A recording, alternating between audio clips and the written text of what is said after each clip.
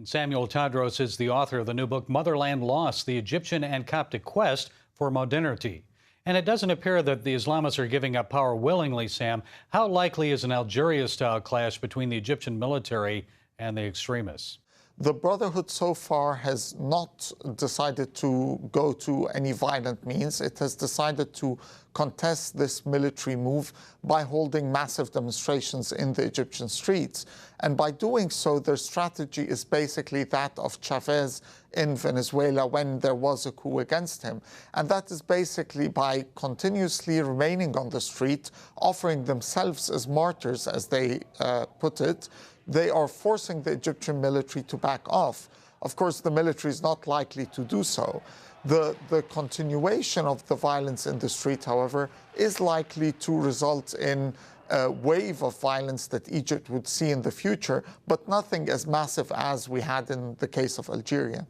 Well, do you think we'll then see a crackdown on the Brotherhood to the extent that we've seen in the past, where they're outlawed and banned? The problem, of course, is that even under Hosni Mubarak's rule, you got 1,000 arrests here and there, but the Brotherhood existed. We're talking about an organization of 500,000 members at least. So arresting 500,000 people is not likely to happen tomorrow or any time in the future. So a political solution is the one that everyone is hoping for or seeking, whereby perhaps a couple of the Brotherhood leaders would be arrested, punished, but the organization as a whole would feel that it is not alienated from the political game and would have some kind of arrangement to continue in the Egyptian system. Well, what will all this, Sam, mean for the Christian minority then? We've already seen some attacks, including the murder of a priest in the northern Sinai. So what will it mean for the Christians? The Christians have been very visible in the anti-Brotherhood, anti-Morsi protests so far. And this high visibility has angered a lot of Islamists, whether from the Brotherhood or from other Islamist movements. In a sense, the Coptic Pope's participation in the military's meeting with figures from the Egyptian society will neither be forgotten nor will it be forgiven. We've seen now a number of attacks. You've mentioned the priest that is killed in the north of Sinai. There are a number of attacks on churches in the south of Egypt, in Luxor and in Minya. Christians there are feeling this hatred going against them. It's part of the Brotherhood's mobilization that they are targeting Christians, that they are renouncing them as behind this. If the Brotherhood is able to portray what happened as a Christian-dominated or Christian-driven protest, then they get to gain massive support in the streets. So the language, the renunciations of Christians, attacks on Christians are likely to continue with us for quite some time in the future. So it's all an effort to keep the pressure on so the army will back down. Is that correct? Definitely. The Brotherhood doesn't have the means to contest the army in terms of they don't have the tanks to stand off army tanks. Their best case scenario is that there is enough bloodshed in the streets that this would drive the international community to pressure the army, and that the army would split from the inside in some form or shape, meaning that the soldiers, which are conscripts from Egyptian society at large, they're not in any way a professional army, they might feel unhappy with the idea of just shooting on Egyptian civilians. And the interim government now says it will establish a commission to recommend amendments to the Constitution. So what needs to be changed there? There's a lot that needs to be changed. However, very little is expected. In part because the military, in its need to portray it as not a battle against Islam, but merely against the Brotherhood, has sought and arranged for the more radical elements, the Salafis, to come on board in this grand coalition against the Brotherhood. And in order to keep the Salafis on board, they've been forced to give them concessions. The Egyptian constitution, this horrible document, has not been cancelled completely. It has merely been suspended.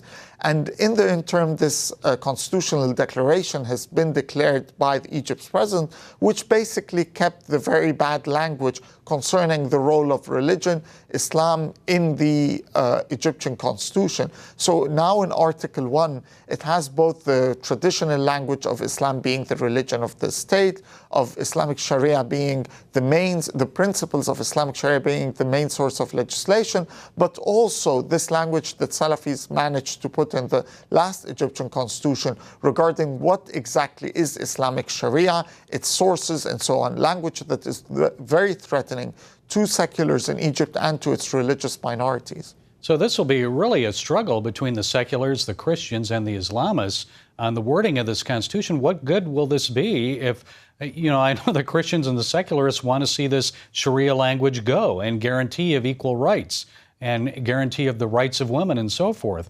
What do you see happening then?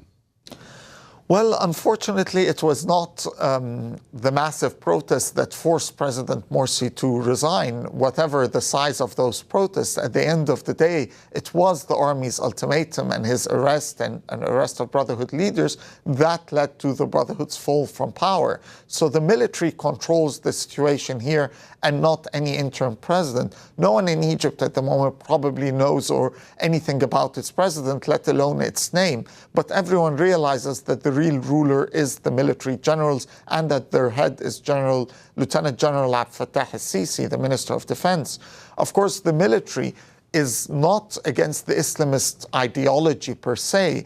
The Egyptian military is as religious as the rest of the population. So we're not talking about a secular establishment as in the case of Turkey, for example.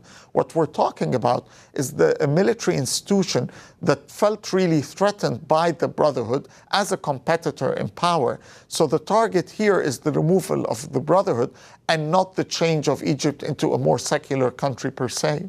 How can elections for a new parliament and president move forward without the support of the Salafis and the Islamists? It's quite hard. At the end of the day, those people received 72% of the votes of the Egyptian population.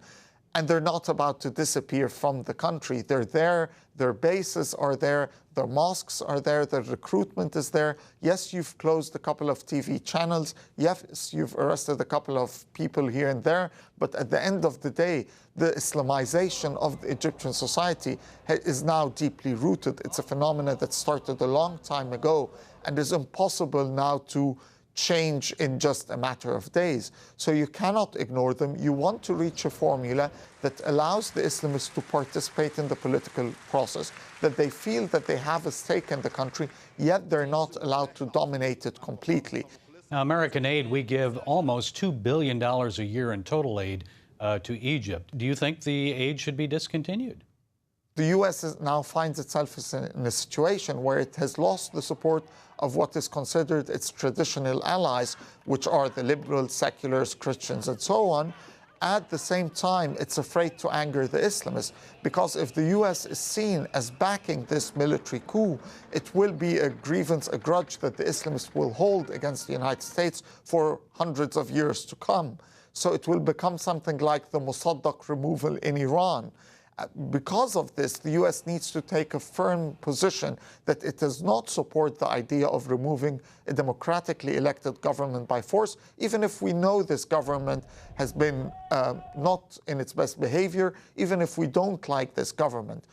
Most of the U.S. aid has already been spent in this regard. There's no likely spending to occur in the next couple of months. So by taking a position of suspending U.S. aid for the next 4 or 5 months until a parliamentary or presidential elections take place, we set not to lose our relationship with the Egyptian army, because the aid will not in reality be affected, but it will send a strong message that we uphold the principles of democratic elections and civilian governments. Israel has kept relatively quiet about developments in Egypt.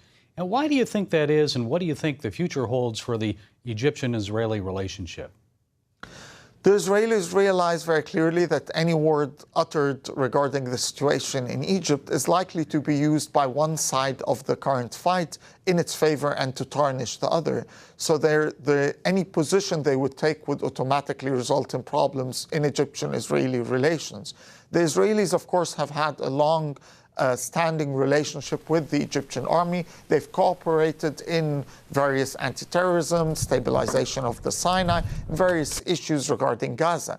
At the same time, they realize that the Islamists are there and will not disappear in one night. So they need to also be keeping a very quiet balance out there, maintaining their key strategic issues. They want to make sure that what's going on in Egypt does not result in a complete collapse of the Sinai. We've already seen jihadist movements declare some form of independence in the north of Sinai.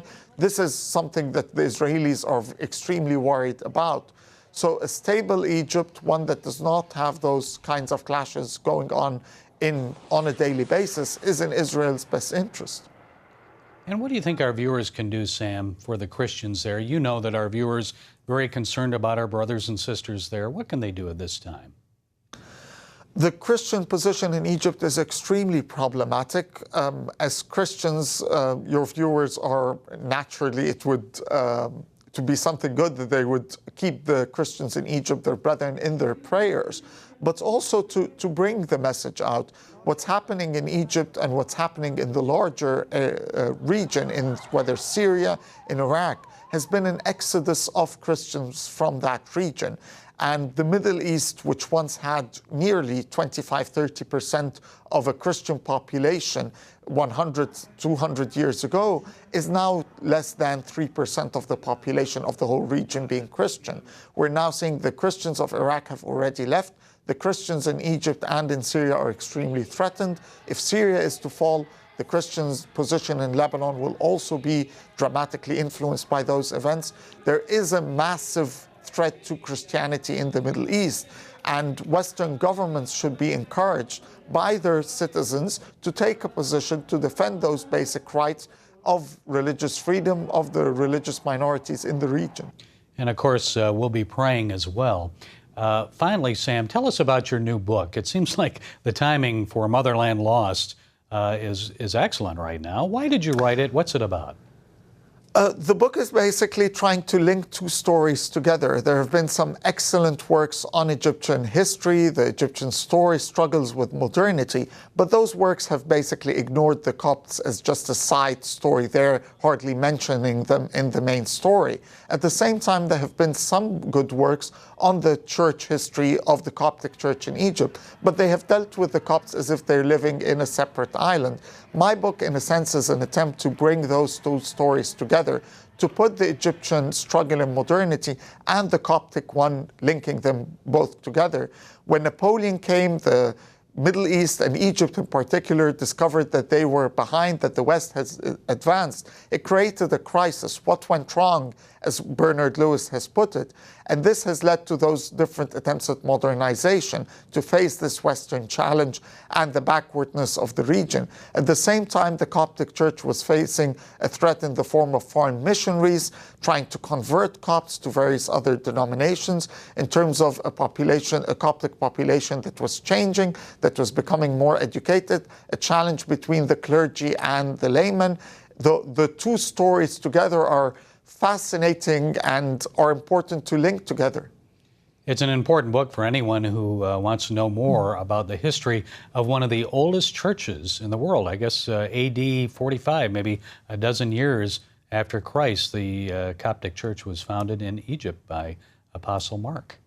So thank you, Sam. Thanks so much for joining us. We appreciate it. We look forward to talking to you again. Thanks for having me.